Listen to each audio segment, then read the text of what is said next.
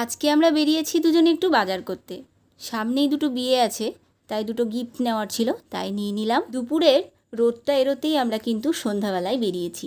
নিয়ে নিলাম গরম গরম জিলিপি। ভবিষ্যৎটা আমাদের ভীষণই অন্ধকার, তাই একটা নিয়ে নিলাম চার্জার বাল্ব। আজকে হনুমান জয়ন্তী, তাই মন্দিরে তো একবার আসতেই হতো, তাই চলে এসেছি।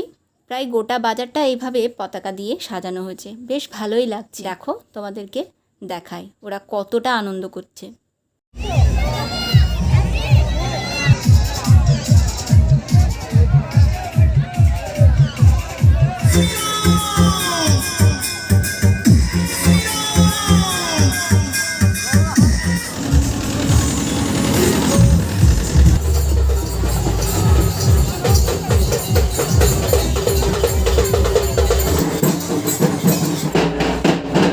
আবারও ফেরার পথে আরও একটা মন্দিরে দাঁড়িয়েছিলাম, প্রণাম করে নিয়ে বাড়ি চলে এলাম।